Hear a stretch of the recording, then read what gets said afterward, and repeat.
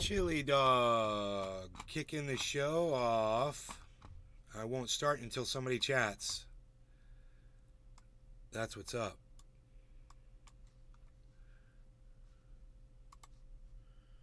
Dabs 4 days. What's up, Nate? Good morning. Good morning. Let's start the show. Shall we?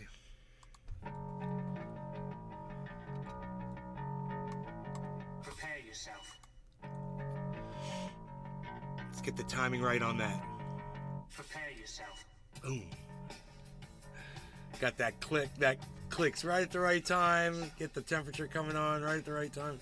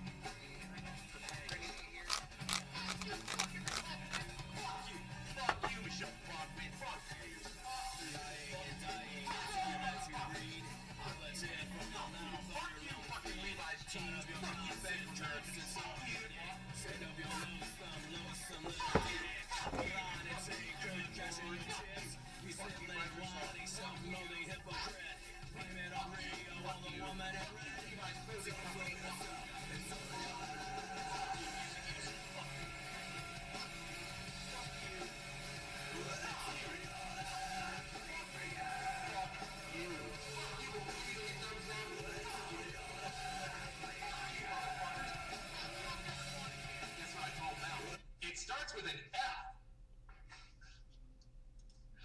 Bullshit! Fuck you. Fuck you. Fuck you. Fuck you. Fuck you.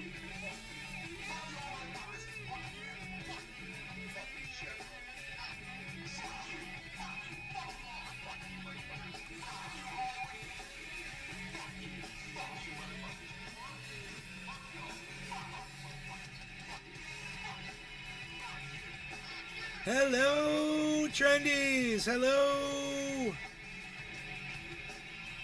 Hello, Trendies. Trendy everybody live from Northern California, Orlando, Florida. Home TRENDYASDABBERS. All things trendy. You will find me. Hashtag Trendies on all forms of social media.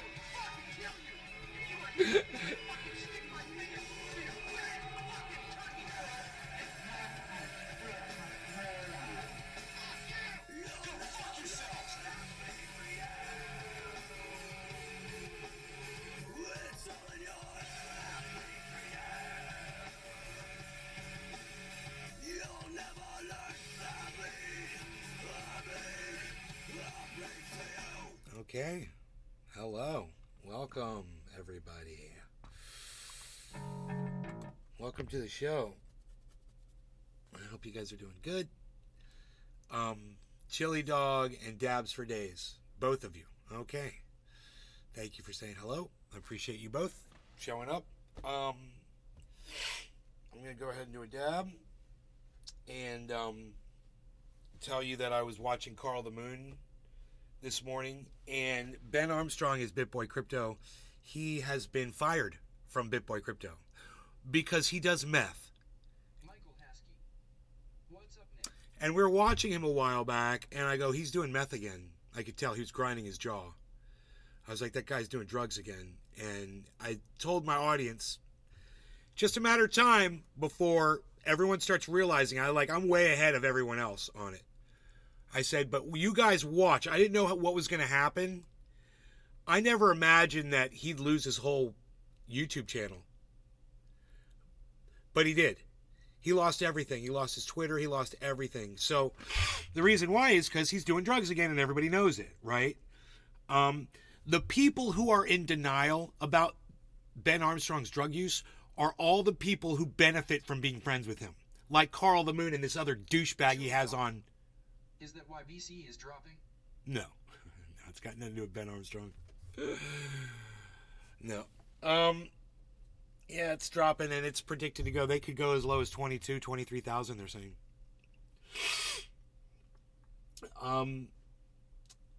But to listen to these two guys, these two young guys sit here and suck up to a crackhead is the most disgusting thing as it gets. It doesn't get any more vulgar when you watch people that are enabling a meth head to keep doing meth and running cover for him so he can keep doing meth and killing himself because they're so fucking greedy that they can't see the truth for what it is.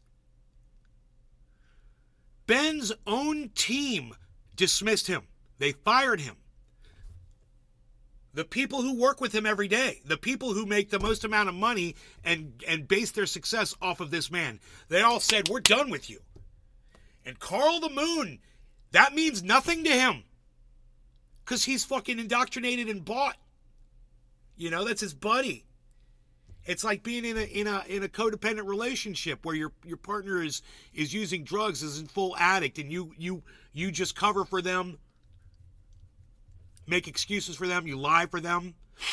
This is exactly where Carl and this douchebag, whoever this guy is that's with Carl, this is where they are. I don't even want to pull up the video and watch it for a little bit because it's so disgusting to listen to them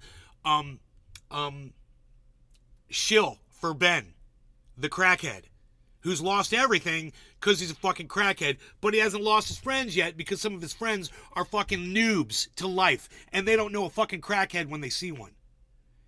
You know, Carl's only 29 years old. He doesn't know what a meth head looks like when they're in their addict.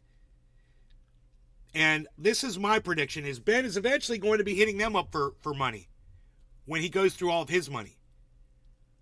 And even though he's got a lot of money, when you're a fucking meth head, that money goes fast. It just disappears.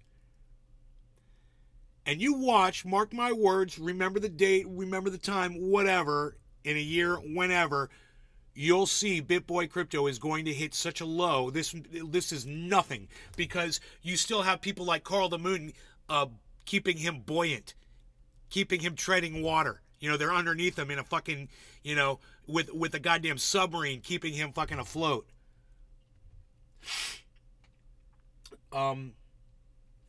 With this kind of rhetoric, you know, this rhetoric that I was watching today. Now, I understand that most of my audience isn't interested in this. You guys don't even want to talk about it. Nobody came in. Nobody's interested at all. Michael Haskey, hello.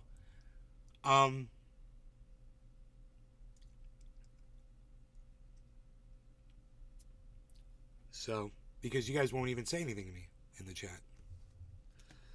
I'm just not even going to talk about it. How about that?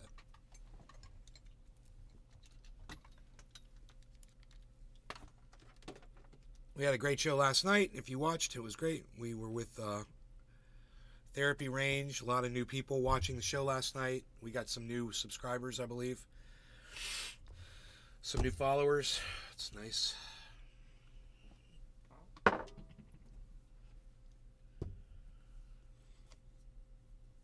All right.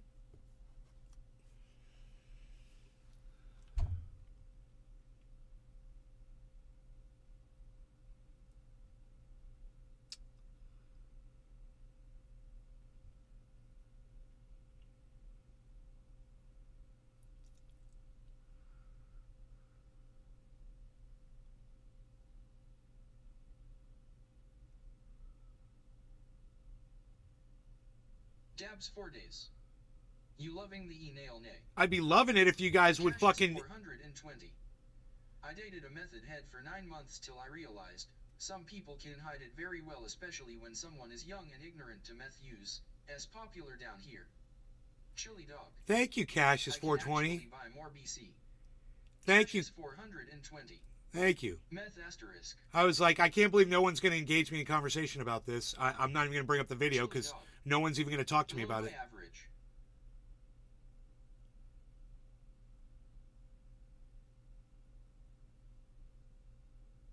Okay. Right.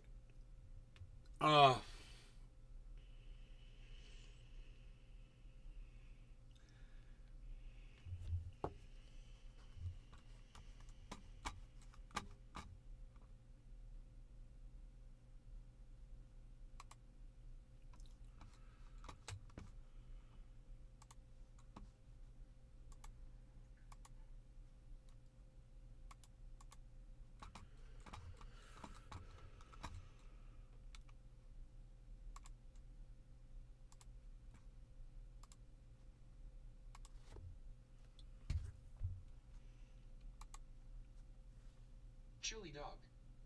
I think meth heads can only hide it for so long. Yeah, well,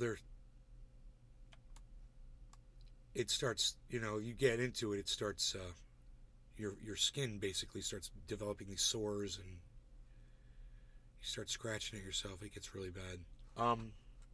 But yeah, some people have a tolerance for it. Back up, because at the end of the day, he knows how to do it. He has a lot of connections, so I'm not worried. Yeah, at the end of the day, Ben knows how to do it.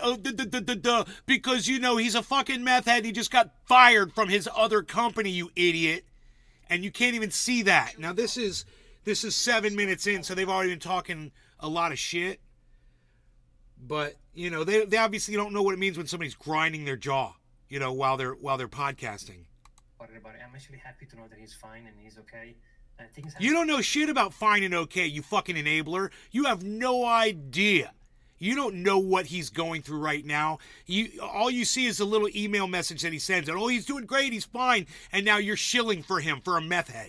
But if you have the right attitude, as you always say, Carl. Cheers, guys. You'll be okay eventually. So actually, there is a video that I'll play in the background. Meanwhile, I'll do a recap, because otherwise we won't be able to have his audio and our audio back. The subtitle is for once. And yeah, so basically it was a really, really good video, and he said it's been difficult, it's been hard, a lot has happened to him because of they grow so fast, so quick. Cheers, Nick. But there is a lot of love in this video, and he says, thank you for the support, you guys have been amazing. And then, like you said, he goes and he talks about the fact that now the BitBoy channel is being rebranded, to something else. And it's funny that he says, I'm 41 years old, and being called BitBoy is kind of funny. So he goes, I'm Ben Armstrong, and he's launching a new band nation. So his community is going to be changed. He's going to say, he said also they codependence with the Ben coin to integrate in their social. It's a really good video, actually, and I'm happy to see him back. Thank you, Chili Dog. And basically, he said, explains a little bit about what happened to the shenanigans with the fact that right? There's been a lot of Dabs for days, right? Companies owning other companies, and they too fast, too quick, so he lost control of the business in the end. There's people involved, as we know, TJ and another guys. But overall, it's a very good message, very positive. He's ready to move on to the next stage, and I also like the fact that he let go of the BitBoy. Listen how this shill cunt motherfucker is just taking up goddamn spokesperson job for Ben. Like he knows what's going on. Oh, he's doing this and he's doing that and da-da-da. Dude, you don't know anything that you're talking about. You have absolutely no clue about what you're saying. You're making shit up out of thin air, and you're trying to float a narrative to thousands of people. And people like me ain't buying it because we see a crackhead over there. Because yes, it was his brand, yes, it was his channel, but I think it's best for him if he goes and reboot. I think he has enough fan base and enough experience to be successful. So really well played, I think. Oh yeah, well played. Yeah, well played, man. Go out, get all fucked up on meth and get fired from your company. Well played, Ben. Yeah, dude. You're complimenting him for getting fired from his own company. You dumb suck-up little ass-licking cunt bitch. God, somebody should spit on you. What's your view, Carl? What do you think? Ben is going to come up with moving forward? Do you think it's gonna work? Do you hear this? They're like fantasizing about a crackhead. Ben and BitBoy, they have a huge drama, and I think it's good that they finally separate, because if they have this drama and they don't want the best for each other. I think it's good that they separate. Dude, you think it's good that he got fired? You think it's good that the whole goddamn thing crumbled? You're an idiot. Carl, you don't even make sense. You're so bought. You've got your nose so far up Ben Armstrong's nose, you can tell me what he ate when he was fucking 1 year old. You fucking idiot. This amount of sucking up here and brown nosing, it's, Carl's got that brown nose. He's got his mouth on there. That's what that fucking line is on his lip. It's Ben Armstrong shit all over Carl's lip. And it's not a mutually beneficial partnership, and I think it was good that they separated. It wasn't mutually beneficial because Ben Armstrong started using meth again. He went out and started being a fucking drug addict, abusing fucking crackhead. He wasn't making any sense. He was making poor decisions, and they said, you know what, man? We can't have this anymore because we want to be successful. And you know the thing that wasn't being successful, the whole problem, that was cut away like a fucking cancer, Carl, and you're sitting there licking up the cancer. You fucking idiot.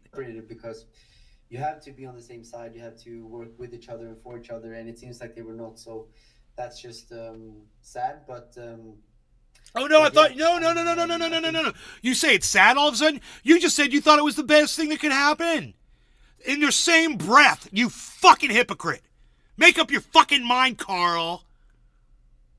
It will take a lot of time for Ben to build up everything again, because of course he was the biggest crypto channel. Like, he invested, I don't know how like, thousands of videos into that channel. So coulda, shoulda, woulda. Long process. To get Great back while to the lasted. same level. But Welcome to the over fucking time, hangover and if party, you everyone idiots. helps out, then of course it's gonna be possible. I think, but only time will tell. But yeah, I think so. What do you think, Mr. M? Yeah, I agree. Also, I think it's a perfect time now to build, right? Because, you know, the market is about to find... Yeah, it's a perfect time to be fired from your job. It's a perfect time to lose everything. Perfect timing. This is perfect for Ben. I mean, have you guys ever seen a level of coping that meets this level of coping? I mean, it's just a dude they know that they podcast with. It's not like it's even them or like they're financially bonded to this guy. Wanna kiss ass? Bro, thank you, Dabs for Days. Exactly. What a fucking kiss ass. His bottom, or maybe he found it already, as I believe. So it's a prime time to be... And you know, in the chat below, it's like, oh, I love Ben. Oh, you guys are great. Ben's my favorite crypto. Oh, blah, blah, blah, blah, blah, blah, blah, blah, blah. You know, in 2017, he was almost ready to give up. So he knows how it works. He has all the knowledge. And, you know, imagine if someone would start from scratch with no idea on how to talk to the camera, no oh yeah, and imagine someone who fucking had it all and threw it all in the garbage so he could fucking smoke meth. You fucking dumb motherfucker. Crypto, no network, no nothing. So it's not going to be as difficult for him. And I think, you know... No, these guys are sniffing around. They want to do something. They want to use him. You know, they're like, oh, come on over to our channel, Ben, and bring all your people with you. Yeah, right. I see where this is going. He proven himself someone who knows how to build a business. So I'm not worried. I'm actually excited for him and what he's going to do next. Can you spin this any harder? You know, Dabs 4 days.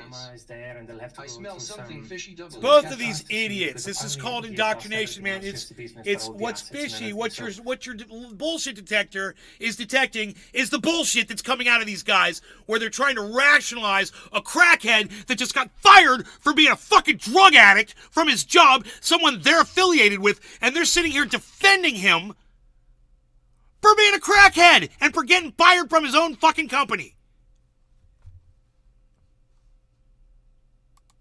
But yeah, I have faith. I like Ben. I think he'll be okay. So definitely my support there. I don't like him. I'm excited. I don't like him at all. What he's going to do, and he's like a fucking phony. And he uses his little fucking Christianity. Oh, you all be blessed. Yeah, be blessed. Whatever. You're a fucking hypocrite, Ben. Dabs 4 days. You don't even respect yourself. We can smell a pig from a mile away if you know what I mean. For sure. And I'm happy. Yeah, go for it. What did you say? What can we expect from Ben Armstrong now when it's Ben, not BitBoy anymore? Yeah, that's a good question. I think he's going to back to his root. So if you remember in the beginning, it was all about content, you know, like as opposed to having a good show and a big stream. And, you know, I suppose now he wants to go back to his root. So meaning good information, like high value content. And he has definitely years of experience. So it'll be good to see him, you know, going on his phone and produce video on the move to keep people up to date. And I mean, if you look what he's done in the years, he helped so many people in, you know, being financial free and financially independent. So I'm sure he's going to rewind back to his core value, and it's going to be a nice journey for him as well to find himself. I'm actually excited, for sure. Yeah, I think so too. I mean, Ben, like I said before, he's a friend of mine. I've known him since 4 or 5 years now. You don't know a crackhead, dude. Hey, dude, I got news for you, man. I think that, you don't know meth heads, bro. Let me tell you something. I do, and they could be your best friend for years and years and years, and then they will just completely royally fuck you because they don't give a fuck about you, bro. And it happened to me, and it's gonna fucking happen to you too. I just think that probably they they just had too many internal issues, um, and such a partnership when there are too many internal issues and the people don't like each other in the company like that, it's better to separate. They should have done it earlier, but yeah, it is what it is. And as soon as Ben comes on the channel, we will ask him all the questions. I don't know, Mr. M, like, what do you think is the best question we should ask Ben when he comes on the channel, maybe today or tomorrow? Yeah, no, exactly. I mean, the first one would be, "Are you okay?" from my side, but it looks like he's replying to that question saying yes. I also like that he's showing a lot of love to his community. I think it would be nice to ask him what he has next in mind. What's the plan? You know, is he planning to rebuild? I mean, apparently he has a new channel now. He's going to have a new social media and all of those things. But it'll be good to know and confirm he wants to go back to his kind of root and value and see. There's also a lot of questions about his project, and you know he has a bunch of different things going on. He also was talking about relocating to Dubai, so Hey, Randy. it's going to be a good conversation to pick his brain and see, you know, what he wants to do next. Because, like you said, a lot has happened. You guys just want to use him for your own channels to bolster your fucking your view counts. As long as they talk about you, I think you guys are little using cunts. People that will hate you and they will like you. You're little fucking greedy, fucking see-through, transparent as fuck. You know, what's the plan next? And you act like you're loyal to this dude who's a fucking meth head. Of course, it wasn't easy, and you know, let's not forget, when everything is public, there is also the social pressure, right? I mean, I can't even imagine the amount of stress for being all over the place, all over the news, and people talking about your stuff and what you've done, and it's never a good experience, right? So, I mean, now, like you said, maybe now things are chilling a bit, which is great. So that means people are strategizing on what to do next. But I'm excited to have him on the show because I'm sure he will have a lot of info for us. 100%. I think so too. Yeah, he should come. And what do you think? So obviously, publicly, we know the story, and even between me and Ben, he says the same thing. Like he said publicly, it's a hostile takeover, and all of that stuff. What do you think, Mr. M? Is there a chance that this was all just a huge publicity stunt to separate himself from the BitBoy brand? Yeah. This is all publicity. He wants everyone to think that he's on meth, Carl. You're an idiot. I can't listen to this anymore. I'm done. I can't believe I made it this far. Holy shit. Are you guys as sick of it as I am? Like I said, it's as disgusting as it gets. And, if you want to go see how Ben from BitBoy Crypto was acting, we pull up a fucking video.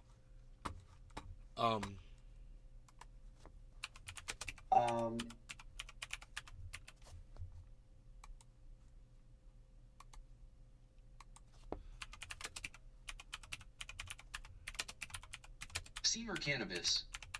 Yes, I am.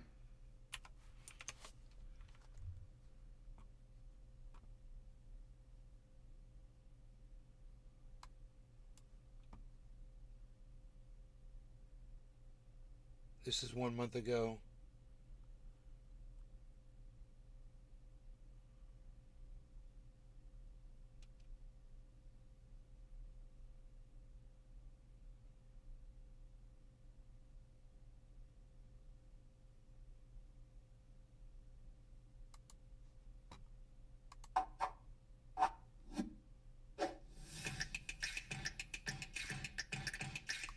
Fucking obnoxious.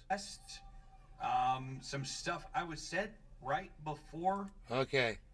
Welcome. This is what someone looks like when they're on fucking drugs, dude. Oh my god, this is hard for me to watch.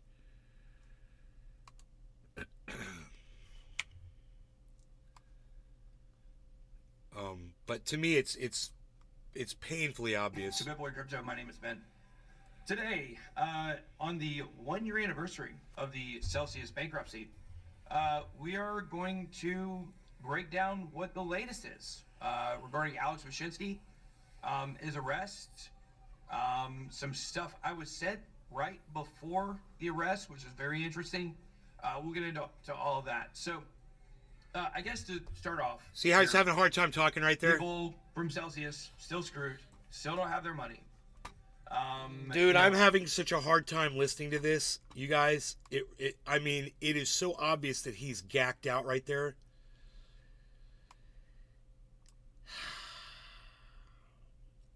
I don't know if you can hear how he's having a hard time saying just easy sentences.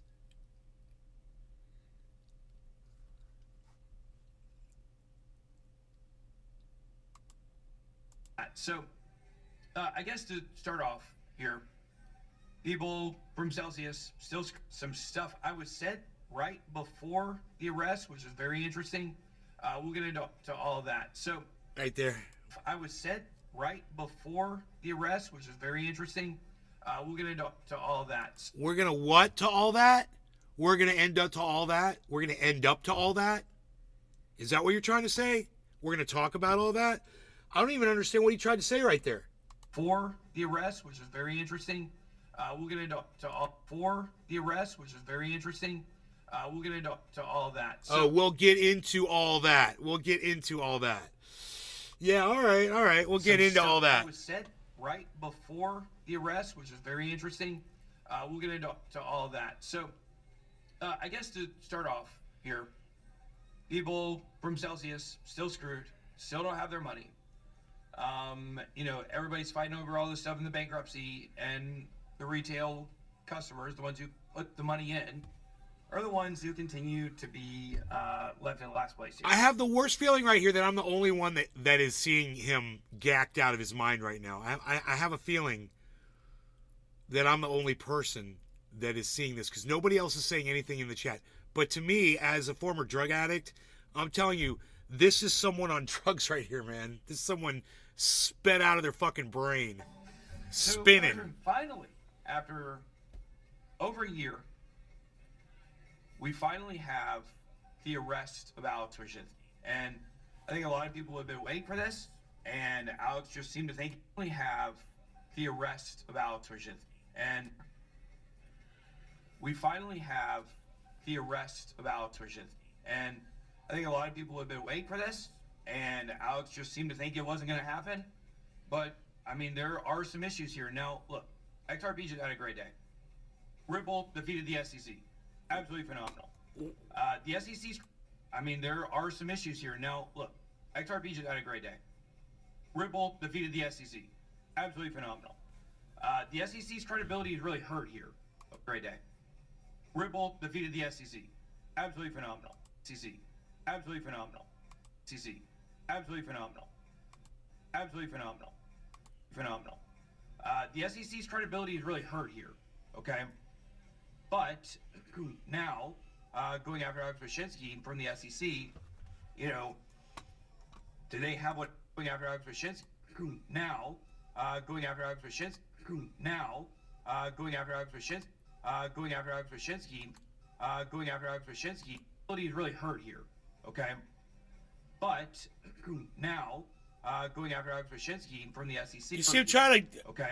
I mean... But I hope you guys are all catching this. You guys see the way he's trying to adjust his glasses while he's trying to say Alex Wyszynski's name? And you guys notice that? Watch this. Chili dog. now, Most going of the after meth Alex fiends I Wyszynski- knew in the 90s are dead now.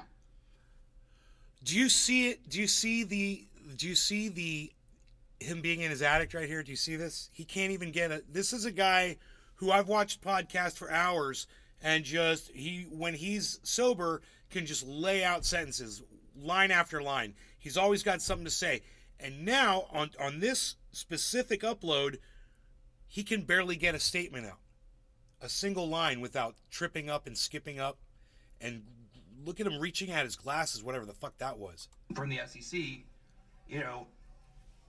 do they have what it takes to push over the finish line? Or are they going to, want to get revenge after the Ripple case and they're going to go after Alex, as hard as they can go after him? We'll see. So what happens is that the SEC files a case against Alex Wyszynski.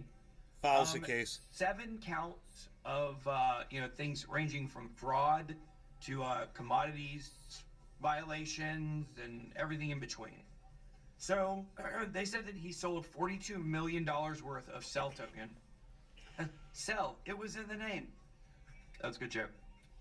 But the point is he sold $42 million worth of Cell token. And it is a little complicated because you can obviously be selling a token if it's your compensation and, you know, still be long on the token. That's kind of the argument that they try to make against Brad Garlinghouse. He said he was long on XRP, but he sold some. It's like, well, you know, sometimes you have to sell some. But I don't know, for $42 million worth, that might be a little excessive. So what happens is he goes into court yesterday, no handcuffs, just a gray polo, goes into court and pleads not guilty. Of course, he's going to continue to plead not guilty throughout all this. And, you know, there is a bit of sympathy for me to Alex. And it just goes from the perspective of, you know, true, you were negligent. No question about it. You got to take responsibility for that. At minimum, negligent. But, you know, at the same time, all this happened because of Sam Bankman-Fried. Like, all this happened because of SBM. FTX doesn't exist. I don't know. Is Celsius still standing? It's hard to say. That's bullshit. FTX had a vendetta against Alex from when Alex started pulling the tethers off of FTX on behalf of Celsius, because he went down there in January and saw it was a mess ran by a bunch of kids on beanbags. And he was so mortified that he went back and they immediately started trying to figure out how to unwind with FTX. That's what leads to the personal vendetta of, you know, Sam versus Alex. And just like you did with Terra Luna, just like you did with Alex, just like you did with Voyager, BlockFi, Sam destroyed everything. So, when I say there's a little shred.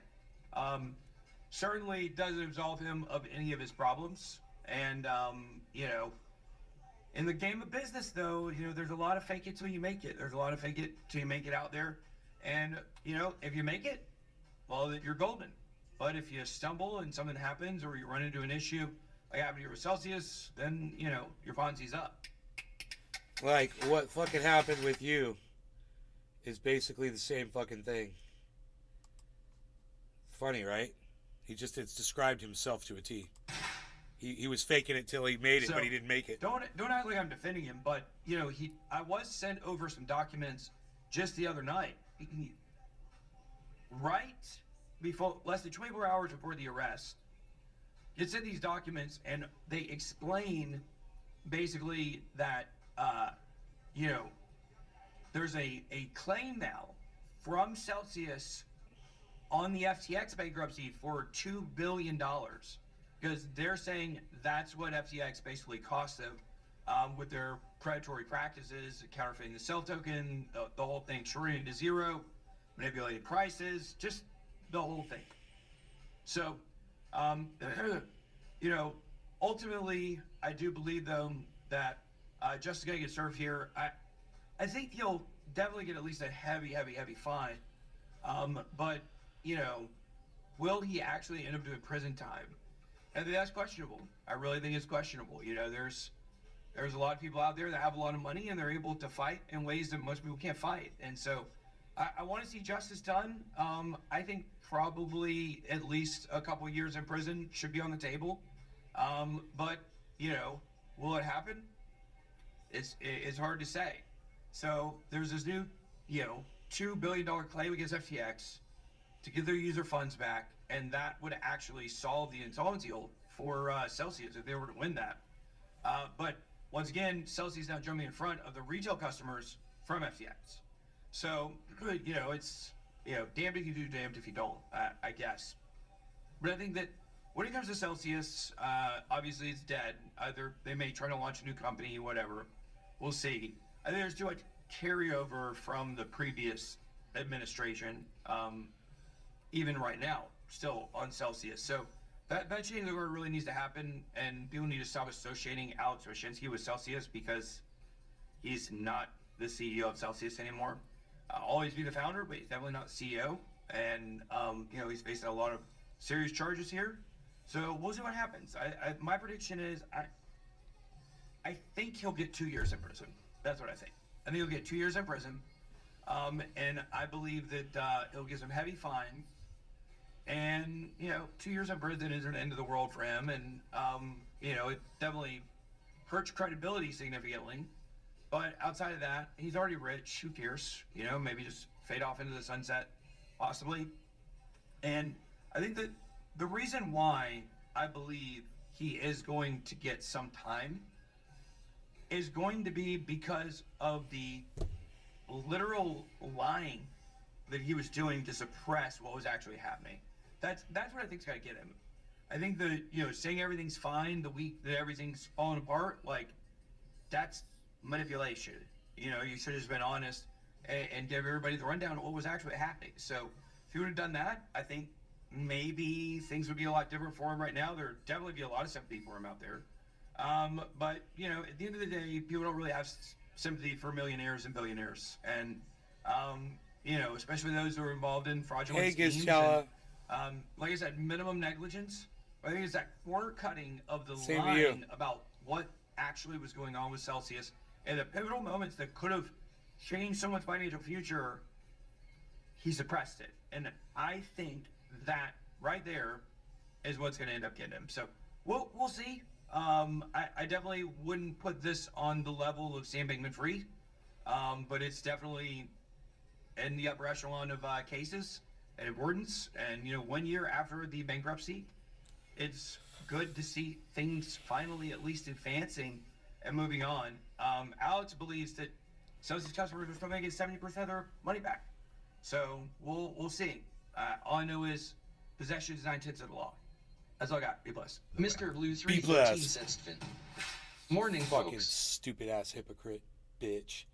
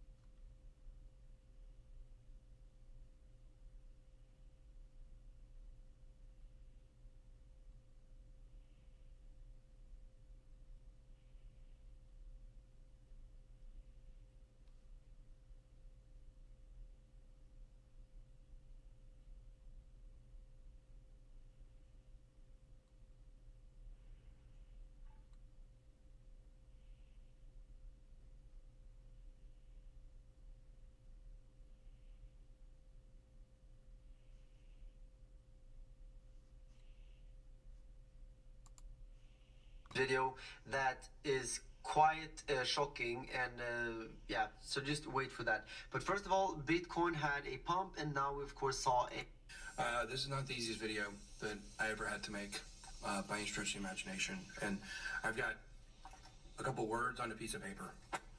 This is all from the heart. I got some topics that I want to cover. So now that he's sober, now that he quit doing that, you could tell he could talk now. You guys see the difference? So he had to go get urinalysis and blood work done to try to prove that he hasn't been using drugs. Thing is, meth doesn't stay in your system that long. So, and he just stopped, obviously, and went and got the blood work done. And he's waving it around like it proves that he hasn't been doing drugs.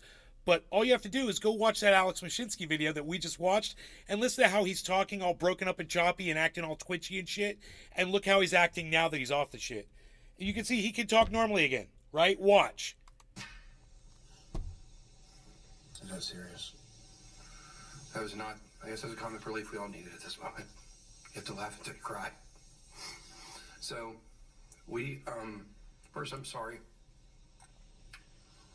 Sorry to the Bit Squad. I know I let people down. Whoa. I know that. Oh, yeah, you did.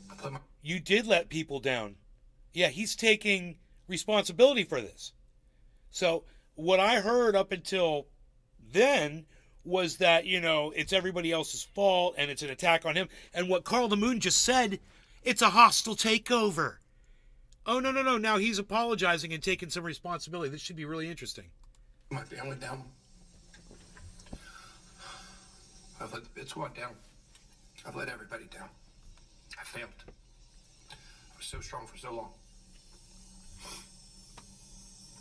Dude, is he going to admit that he used drugs and then you're all going to see that I was right? Is he going to admit that he went out? Because I'm telling you, he did. No matter what he says right now, and I haven't seen this yet, I guarantee you he was using again. That's why he couldn't form a fucking sentence when he was going after Alex Mashinsky and Sam Bankman-Fried. It was obvious to me. I'm like, that guy's on drugs. He's totally cracked out of his mind. I've been at rock bottom before. I know what it feels like. Oh, rock bottom? Oh, when you're abusing drugs, that's what that term usually means. That you're using drugs again and that you've hit the lowest point of your life. Huh. I'm there again. He's there again.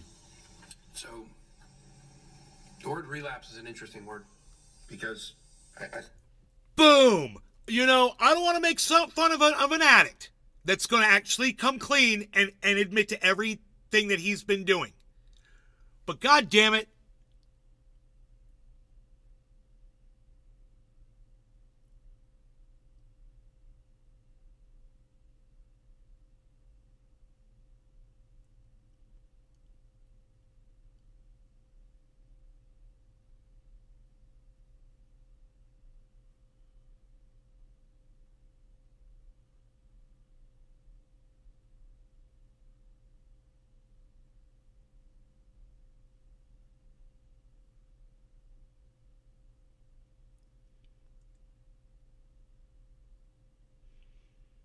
I'm watching all the chats, waiting for someone to say, nay, you nailed it. You were right. He was totally using drugs. He's admitted it publicly. Not a single one of you.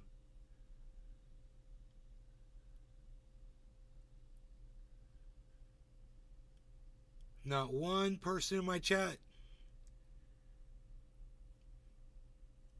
It's like the more I get shit right, the more you fucking hate me. Whatever. I think the way I interpret it and the way other people may have interpreted it are not the same. I haven't done cocaine, haven't done meth, haven't done drugs like that. Didn't relapse. You but did. I've been taking diet pills and I've been taking some steroids, Yeah. some stuff that I thought. Whatever, bro. Right. You were fucking As snorting. usual, right. You were snorting Adderall, or you were fucking on some shit, bro. You were definitely on some shit. You could say you weren't on meth or crack, but you were on something. You were probably on that goddamn that oxys, bro. He's probably snorting fucking oxys or some shit. Was helping me. It helped me get my body in shape. You guys know I was very out of shape. I was doing everything I can to try to do the best.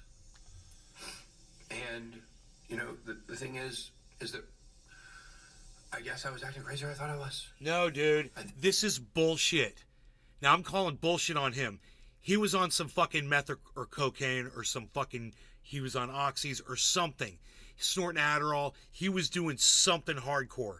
And I guarantee you, it wasn't just anabolic steroids or whatever the fuck he's claiming. I knew guys that fucking juiced when I was in high school, man.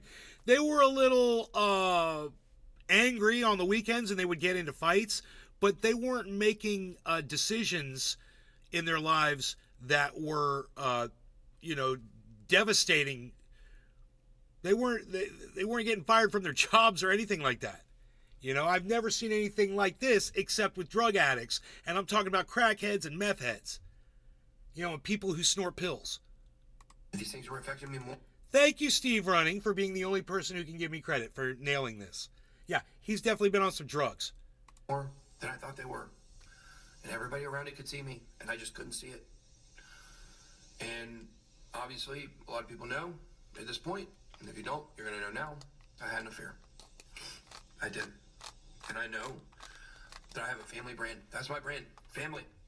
Oh, but Christian, but be blessed. Oh, but be blessed. You fucking hypocrite. Nailed it again. Fucking nailed it. I had an affair, and it went on for a while. And, you know. Wow. The other person is not a bad person. I want to say that. I take full responsibility for all of this. And, you know, what says family more than stay together when you go through something like this? And we're going to stay together. Yeah, well, I love him so much, and everyone has all couples go through hard times, and I believe in redemption and I believe in hope.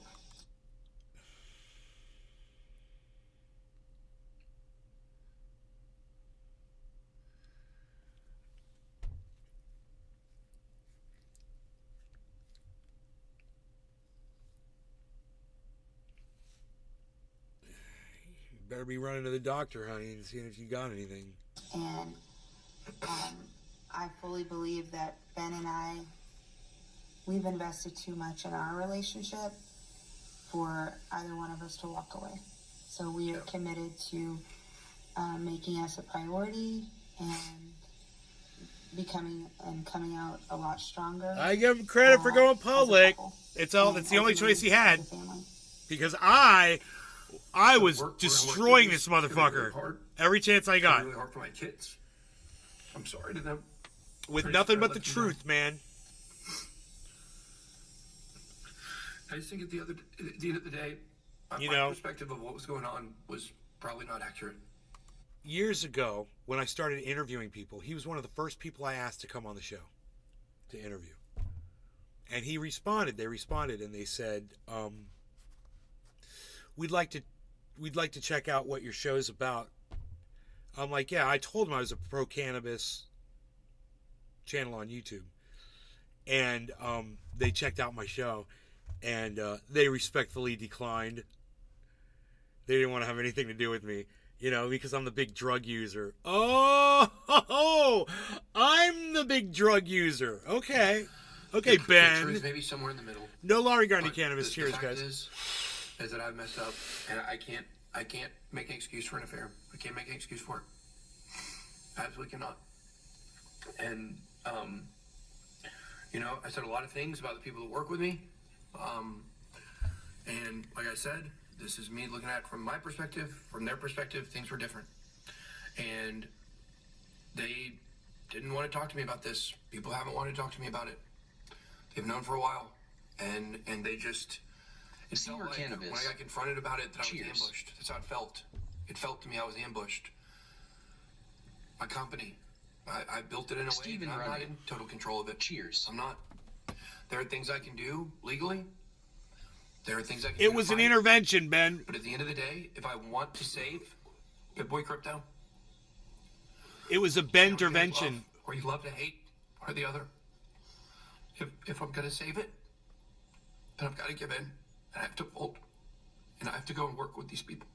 And I want to save it. We have a lot of brands. Just so we have many more, but we have Vimeo, BitBoy Academy, Cruise Crypto, Hit Network. We have Frankie Candles. Frank's great. I love Frank. I still love Frank. And there's a lot here. There's a lot to save. And the fact is, nobody probably in history has made more millionaires than this channel made in the last bull run. And we're going to do it again. And so you have to decide whether you're for us or against us. I had said some things about Justin and TJ and Allison and Nick DeMondi and other people. And you're a piece of shit for that. And I don't. And you are a fucking piece of shit for all of that. All the shit that you were speaking, and you running out and getting a fucking drug test and waving it around and claiming that you fucking what a narcissist you were. And I can only give him credit for doing this, but at the same time, I know it was more than anabolic steroids, guys. I guarantee you.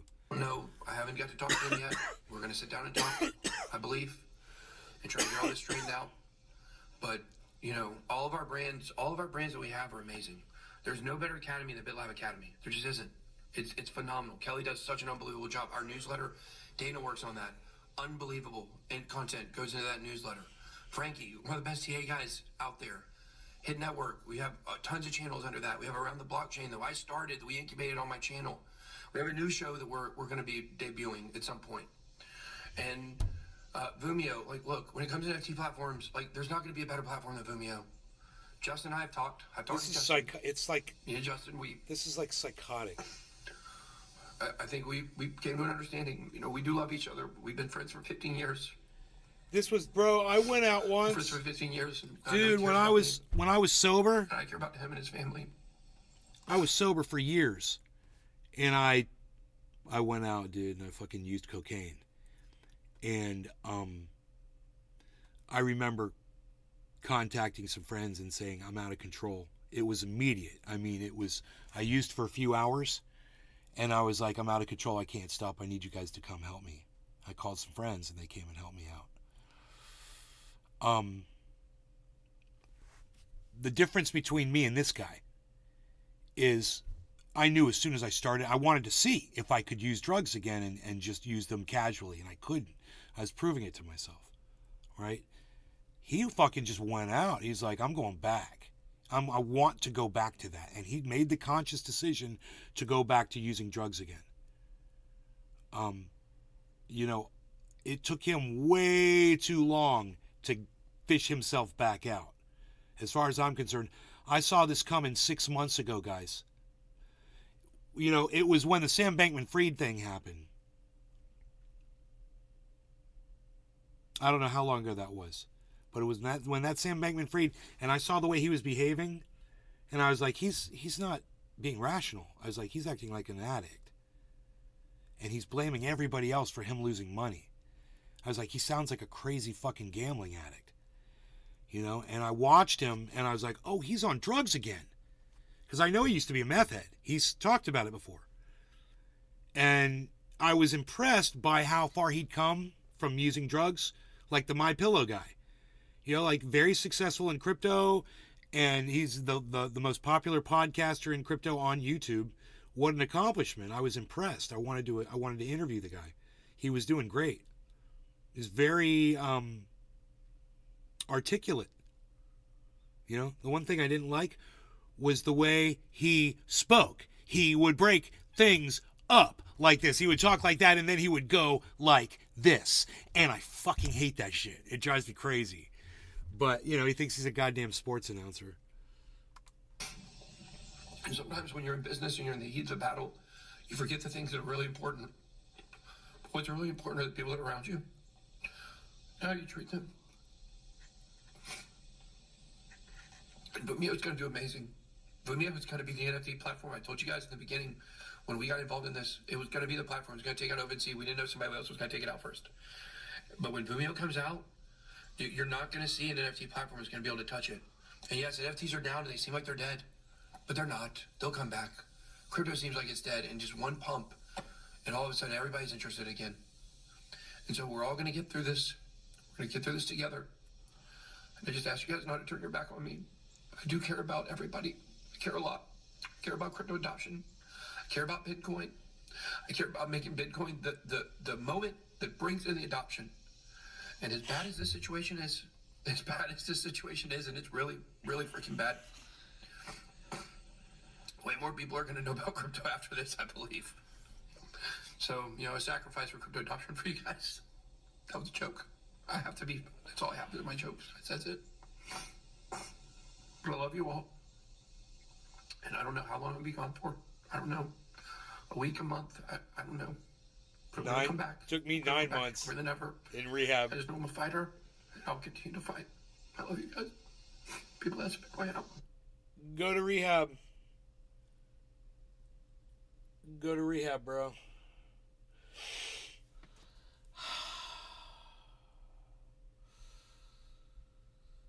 So, you know, all we can do is wait and see what he does, what decisions he makes. You know, if he cleans himself up and goes back, and he's obviously got really good support, man, from Carl, who's willing to completely fillet the guy, you know, at a moment's notice. I mean, that was Carl that put that up. So Carl's known that this dude was cheating on his wife, you know, and cheating on his family and using fucking drugs. And he's just completely fine with that. This was 5 days ago. So...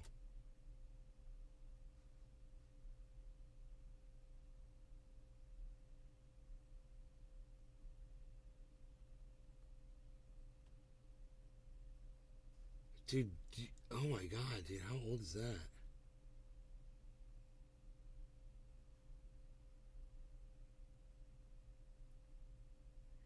All right, let's watch this. What do you make of the recent UAPs, I think is the new term.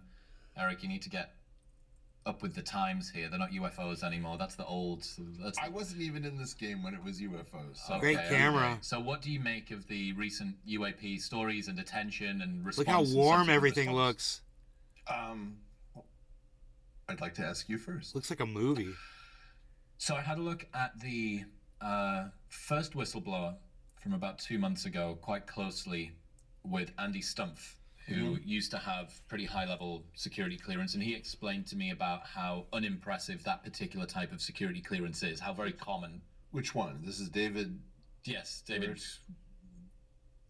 No, not David Fravor. No. David Fravor was the Tic Tac. Correct. This is Dave Garush? Yes. Okay. Very common level of security clearance. That you're using that as some sort of, this is a legitimate credential. Doesn't really wash too much. That it was it was third-hand information mostly, second-hand information kind of. Listen to this. I heard from a person who saw. Right. Listen to this. Right. It just seemed to me to be rather fake. On the face of it. Bullshit. Unimpressive. Right? That release. I see. Well said. What did you think? Well said. I agree. Well, like I've been telling everybody. All of this shit is like that. These are highly conserved stories. This is not the only person I've heard this story from. I've heard this from multiple people. There are various versions of this secret world which play out as space opera. You know, that then MJ-12 became the real government that only even the president couldn't understand, you know? And it's like, okay. So that's the weird part about it. Cheers, guys. No law regarding cannabis. Sober many of the people are who believe this and who claim to have had direct contact with it. And then you don't know what to do. Smoking that OG Kush. I mean, in other words, if you're wondering. Whatever this is, there is a thing. It's not necessarily little green men. It could be, for example, that they mock up a floating spaceship in a hangar and then they drag people past it and say, whatever you do, do not look to your left or right or you'll be shot. And then, of course, people look and then, like, mission accomplished. Now people will say, oh, my God, you have no idea what the U.S. has incredible technology. And then maybe the idea is you've got a cover story. Maybe you've got your adversary investing in things that don't make any sense. I don't know. But there's nothing here. This is not about Mylar balloons and seagulls anymore.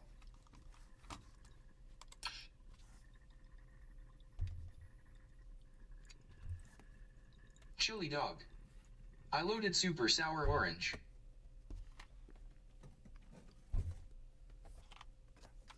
This right here.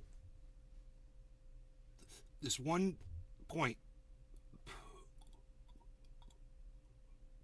I'm smarter than that guy.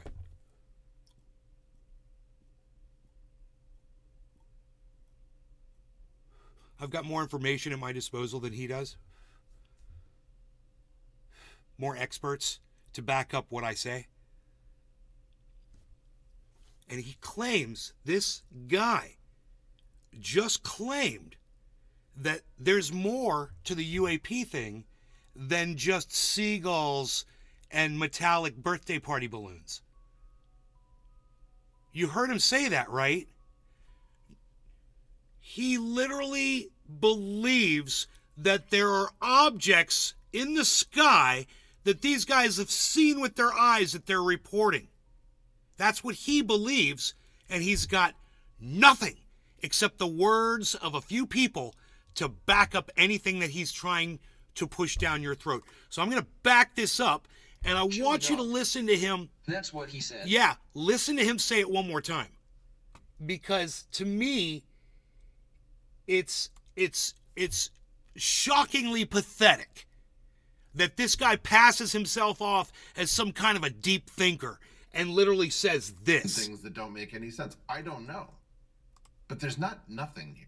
This is not about Mylar balloons and seagulls anymore. Based on what? Exactly. Oh, that's right. It's also a blur, you know, and an exhaust fume from a plane. Oh yeah, and it's also airplanes going over with blinking lights. It's that too. Is that where he's going with this? I don't think so. Let's see.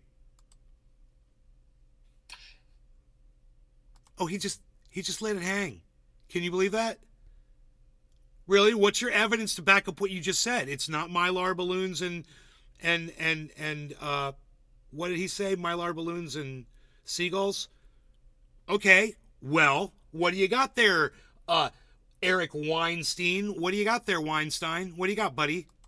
I'm trying to come up with a word for it, but it's like recursive false flags.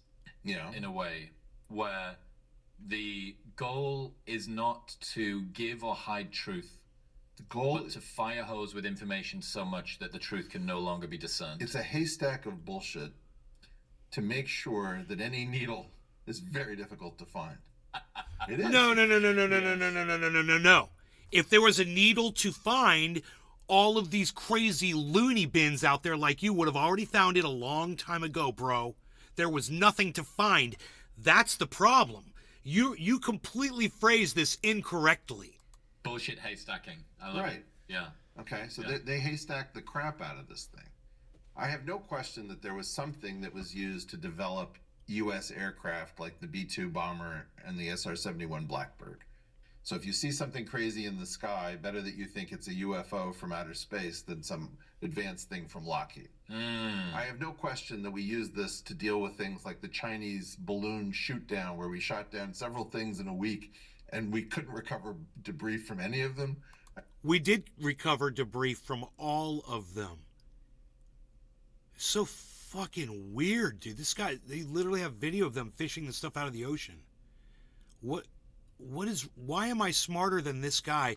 The guy that gets on Joe Rogan is just a straight fucking liar.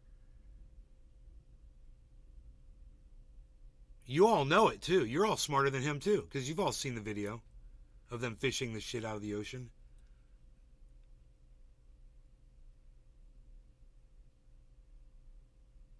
Hey, Josh Shee, what's up, buddy? I mean, come on, guys. Maybe the idea is that this is a head fake to our adversaries to develop the wrong things and to use their treasure on things that won't work. Maybe there's a secret program where some of this stuff is actually real and true, and we're not allowed to know it because it would be too mind-blowing. Maybe there's a... No. Go on. Cult inside of our government that has... No. Go on. Placed angels with saucer-shaped aircraft. Whatever this thing is, it's being used for many different purposes. There's something here. We just don't know what. Because there's nothing there, and that's why you don't know what. Because if there was something there, you would know what. This is a scientist, guys, right? This is a deep thinker. This is an author. This is a Joe Rogan guest. This is the problem. The princess can't feel a pee because that would be impossible. The princess feels a disturbance. And you can't say what the disturbance is. Maybe it's a golf ball. Maybe it's a cantaloupe. Maybe it's a banana. But whatever it is, there's something wrong with the mattress.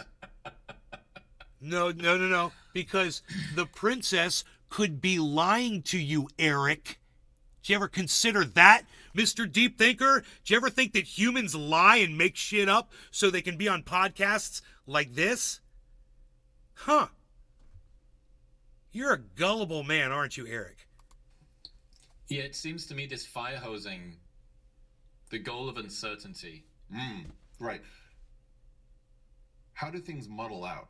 Who wins in a muddle is a great question we're not taught to ask. Sorry to jump in on that, but tell I me just more. love, always look for who is trying to muddle to win.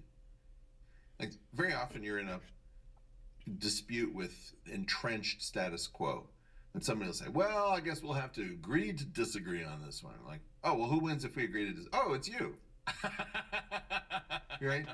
Yeah. This is like an old principle of mine, which is that you can always tell who's guilty by who first declares a time of healing. Why? Why is that a razor to use? What's this got to do with Because UAPs? if you do something wrong and the public is clamoring for your blood, you say, there's been too much blame and finger pointing on all sides. At me. It's, I think what we need is to come together and declare a time of healing. For me. Right. So I believe that in general, whoever declares a time of healing is suspect number one. That's a very nice razor to use. I wonder about this. Oh, how would you say? Epidemic of uncertainty. Brilliant. Speaking my language. And I wonder. I mean, talk. How, first off, how as an individual you are supposed to put up any kind of effective defense, to just take some sovereignty, being, you know, an agentic individual. Right. And secondly, I wonder what the end goal is.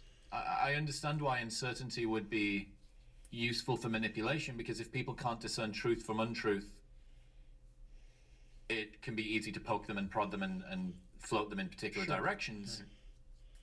But it also seems like, I don't know, kind of also useless as well, that some people, non-insignificant, large cohort of people will just reject it entirely, which actually they're doing.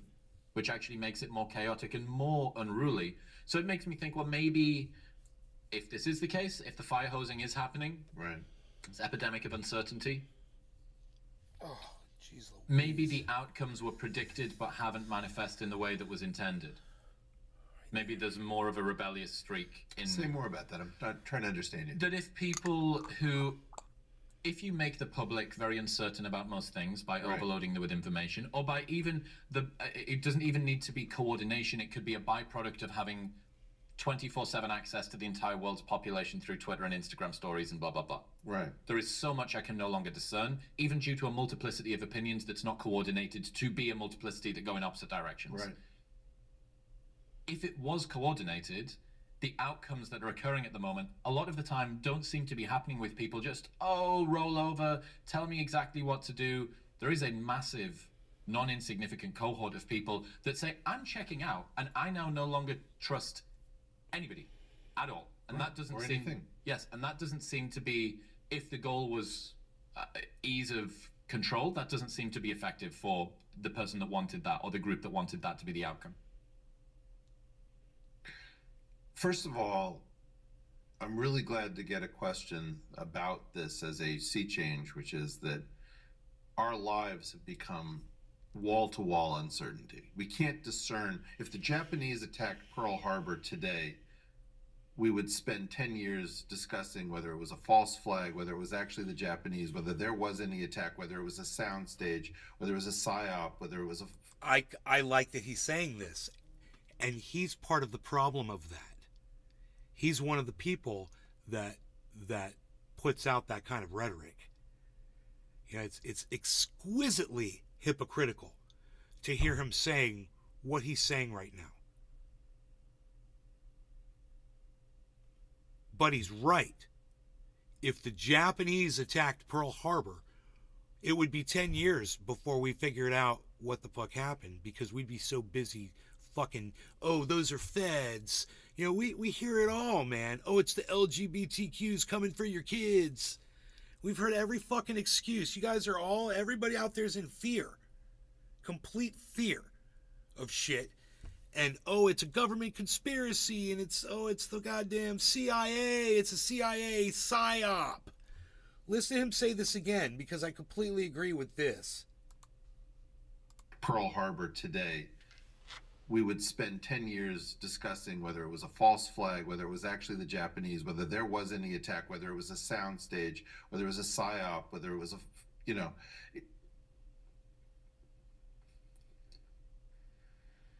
Right now, the main institutions of our society have abdicated their role for public spirited adjudication of what is true based on expertise. And so what you're seeing is people coming to hate experts and coming to hate institutions because they're realizing that these institutions lie to them at a level that they've never considered unless they were Alex Jones fans to begin with. And so what you're having is a large number of people waking up to the idea that, yeah, there really are organizations and working groups that determine what you hear from a multiplicity of venues. It's the same message relentlessly. Do you think people are overly pattern matching that now? Say more by what you mean. That they're seeing conspiracy where there isn't, because the lack of faith in institutions. Same person is saying that they see a conspiracy and they see no conspiracy. They have part of their head that remembers that conspiracy theorists are crazy people, and they've got part of their brain that remembers that normies who don't believe in conspiracies are crazy people.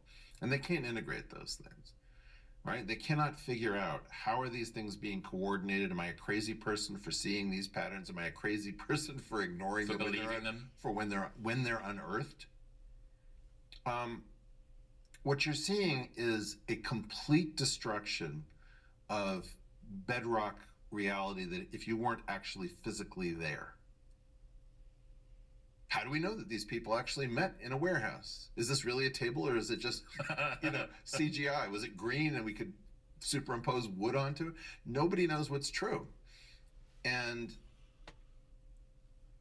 if you ask me, well, Eric, how are you dealing with this? I would say I'm failing.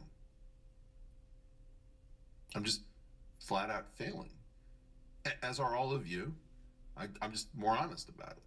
Some of you have an idea that you've got one lens, which is fix the money, fix the world. Bitcoin, that's the answer. Yeah, Bitcoin, rock on. But no, that's not the answer. Or somebody else says, I really think that we just need to be open and tolerant and realize it's a big world and we just have to give people their due.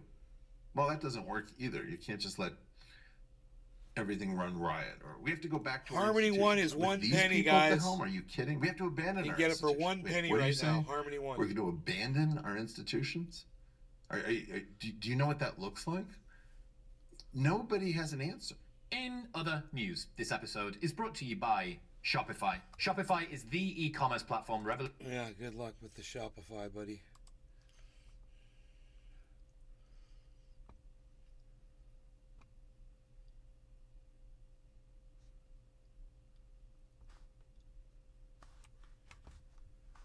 One hour ago. Thank you very much for joining me on this Wednesday. I'm meteorologist Brian Shields. Let's get right to it. This is an Lee. hour old, It is now a guys. tropical storm. It will become a hurricane, and a major hurricane. What we were talking about yesterday is right on track. I want to go over the computer models in the short term, computer models in the long term, show you the wind field of this. Lots to cover, so let's dive into it. It's going to be First category things first, 4 let's start when here, it comes because, by. again, this is where it's closest to. Watching this for us in the Caribbean. Here's Anguilla, for example, Puerto Rico right here. Now, this is very similar to what I've been showing you the last 2 days. So far, still locked in. Again, some fluctuations, few kilometers difference, few miles difference.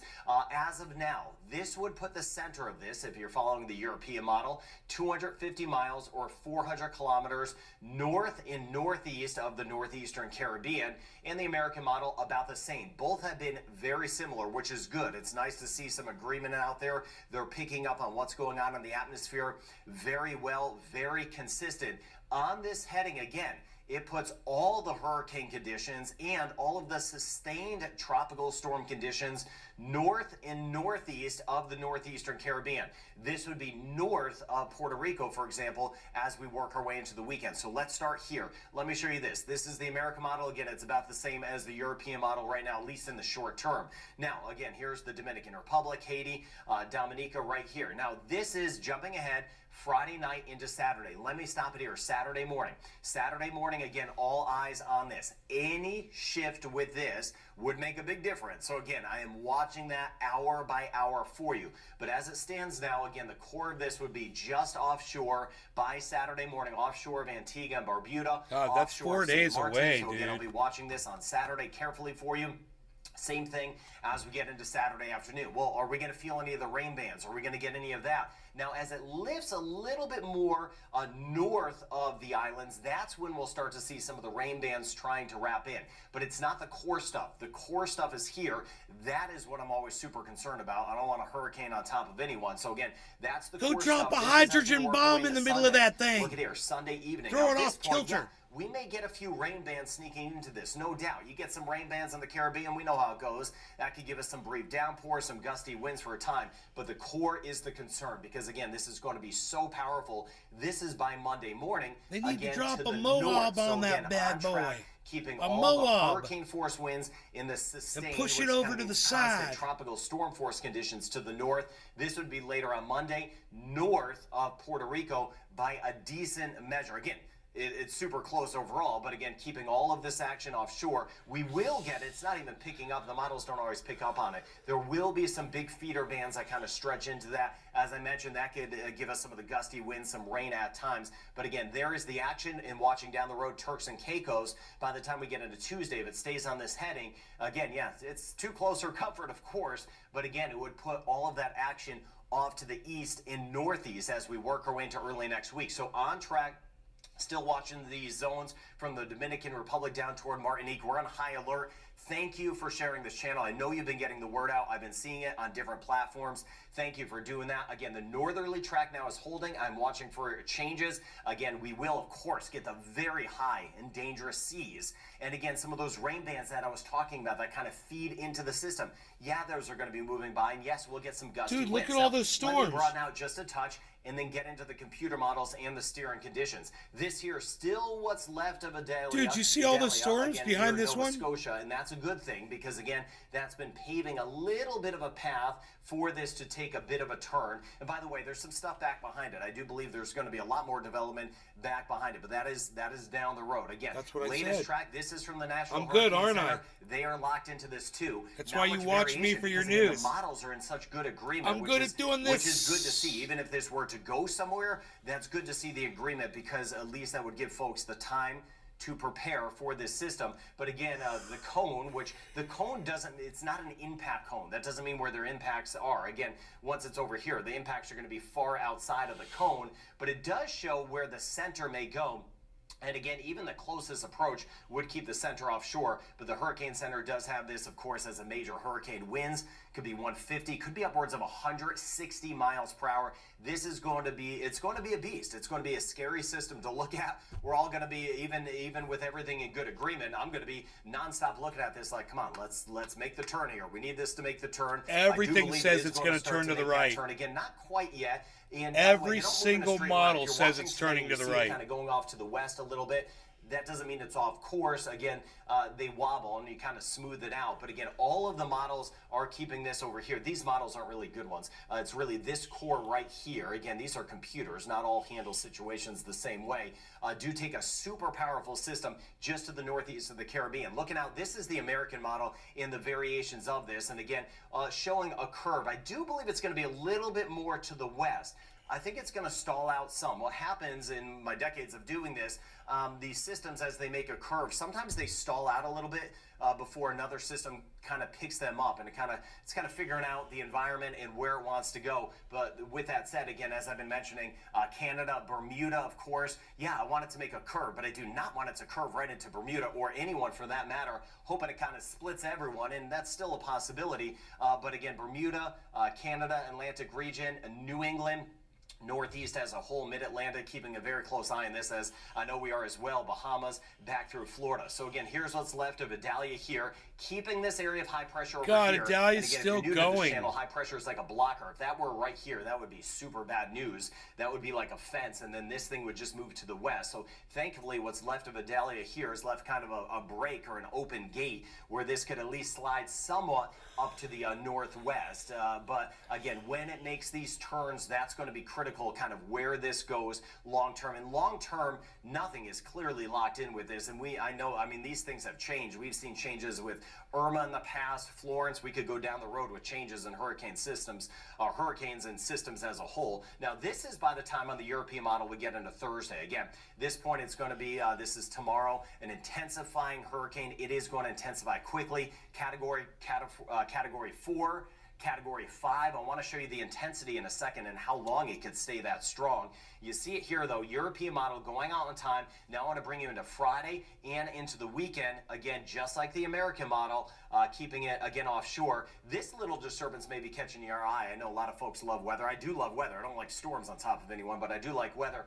This one should stay out to sea. It's going to be another wave back behind it. That may be another one of those long track systems we'll keep an eye on. But this here, a powerful hurricane by the time we get into Saturday morning, just to the northeast of the northeastern Caribbean. And again, a very powerful hurricane here, trying to stay to the east of the Turks and Caicos, Bahamas. Here's Haiti, Dominican Republic, Puerto Rico. Puerto Rico, again, early next week, it's going to be due north. And this is when it kind of starts to stall out. Okay, it starts to stall out because, again, it's trying to figure out, hey, what's going to pick it up and move it? We've got high pressure over there. We've got a little front here. The issue is this front here, the timing and strength is kind of up in the air. If it's strong, it'll take it and curve it, but there is a chance that this front here doesn't really fully curve it yet. It would have to be the front back behind it. I know it's a lot, but it's kind of a wait and see. One of these fronts is going to curve it more and help to make it move, but it may not be the first one. If it is not the first one, that could draw it a little bit closer to the United States and Canada down the road. By the way, there is Bermuda. European model would be nice. It would split the United States in the short term and Bermuda, but my fear with this is, again, if it does do this, unlike the other systems we've had, it may not be able to have an escape out here. See this area of high pressure right here may temporarily build in. I think it was 4 videos ago I was mentioning how fluid and dynamic the atmosphere is long term. Not all forecasts are the same. Some are super easy to forecast. This one is difficult because high pressure in fronts, they're going to be changing so rapidly up here kind of downstream. So with that, again, if high pressure starts to build in, there may not be, again, it acts like a fence, there may not be an escape route. Again, Newfoundland over toward Nova Scotia, New England, again, high attention to this down through the Carolinas. Can't stress that enough. High uncertainty, even down toward Florida. I was just talking with some folks this morning. Don't come here. Yeah, everyone's really keeping an eye on this. We don't want you here. We don't, yeah, man, you know, let me tell you about Florida. Again, it is holding, and that is good. So here's the broad picture. We're not very hospitable here. You know, they got warnings out for the LGBTQ, the African Americans, and we might as well just group the hurricanes in there too. Don't come here. We don't want you here. All right? That's Florida. That's Ron DeSantis' Florida. It's not hospitable. It sucks. But I don't want to be hospitable to any hurricanes either. So, don't fucking come here, man. Look at that fucking thing, dude. Holy shit. Anywho, if my chats moved at all, I'd totally keep these shows going. I want you guys to know that. But there's no one there talking, participating, making comments, you know, motivating me to keep putting on the show. I'm not feeling the love, guys. I sit here and I'm create content for you, but I don't get any chats back. I don't even know if you're here watching anymore. So I'm going to call it. I will see you guys later. I'm going to go do some fun shit. And I'll talk to you guys on the next time I go live. How about that? That's what we'll do. Okay. Bye, guys.